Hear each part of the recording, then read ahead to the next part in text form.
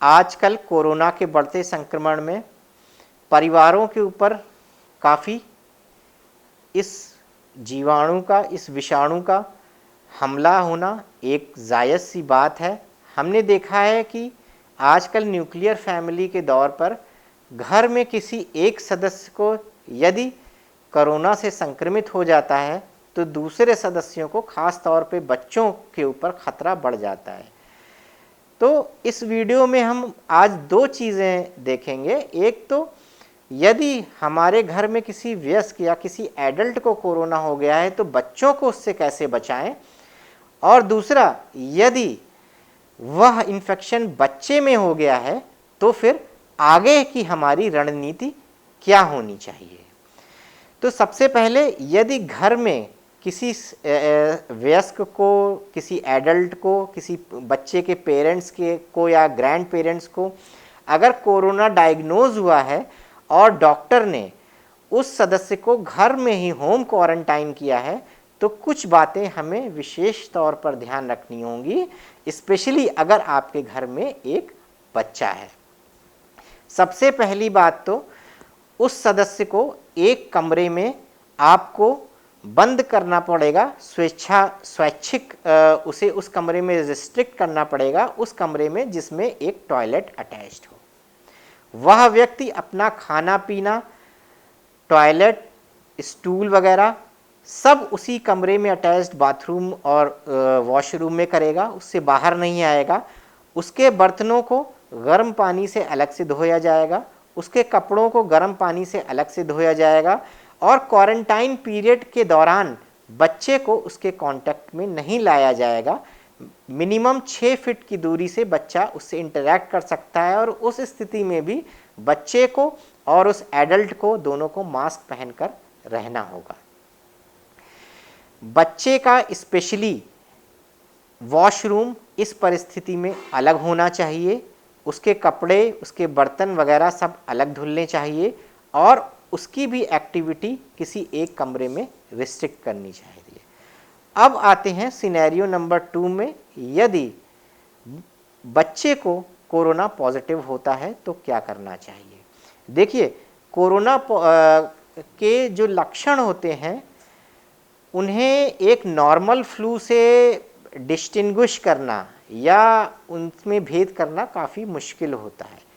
Corona संक्रमण भी सर्दी, खांसी, जुखाम, इन सब से जो इसके प्रारंभिक लक्षण होते हैं, शुरुआत होते हैं।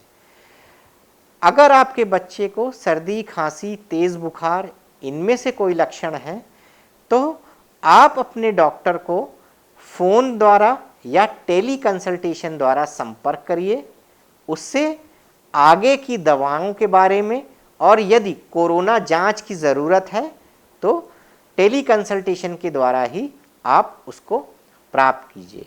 एक बार यदि जांच में कोरोना पॉजिटिव आता है फिर आप डॉक्टर से ही टेली कॉन्फ्रेंसिंग के द्वारा कंसल्टेशन करना ज़्यादा सुरक्षित होगा, बशर्ते बार बार किसी हॉस्पिटल में जाना। यदि आप इस तरह ही हेल्थ के बारे में जानना चाहते हैं तो सब्सक्राइब करें ये channel the health care today और बेल आइकन दबाएं ताकि हर नए वीडियो का नोटिफिकेशन सबसे पहले आपको मिले। यदि टेस्ट में उसको कोरोना पॉजिटिव आया है तो आपको कुछ लक्षण हमेशा ध्यान में रखने होंगे, क्योंकि वह लक्षण आने पर तुरंत आपको अपने बच्चे को हॉस्पिटल ले जाना होगा। लक्षण नंबर 1 है सांस लेने में दिक्कत होना या छाती में दर्द होना। लक्षण नंबर 2 दस्त का होना, पेट दर्द होना। लक्षण नंबर 3 बच्चे को किसी तरीके से दौरे आना, खाना न खाना, सुस्त होना या 12 घंटे से ज़्यादा पेशाब ना जाना।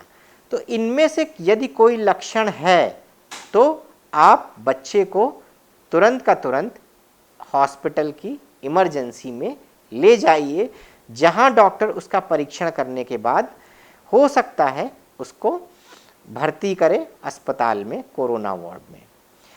अब आते हैं कि ट्रीटमेंट क्या होता है। तो देखिए, यदि बच्चे का एक स्टेबल है, उसके जो सिम्टम्स हैं काफ़ी स्टेबल है, कोई डेंजर साइंस नहीं है, तब बुखार के लिए पैरासीटामोल, अच्छा हाइड्रेशन, फ्लूइड, यही सब सिम्टोमेटिक ट्रीटमेंट ही बच्चे को कोरोना से ठीक करता है। बच्चे की इम्यून सिस्टम ही ये तय करती है कि बच्चे को कोरोना इन्फेक्शन से उबरने में कितने दिन लगते हैं। लेकिन यदि बच्चे में डेंजर साइंस हैं, जैसे सांस न लेना, छाती में दर्द होना, तब फिर उसको आईवी फ्लूइड तथा कई और दवाइयाँ नस से दी जाती हैं। वह सब ट्रीटमेंट अस्पताल के अंदर होता है।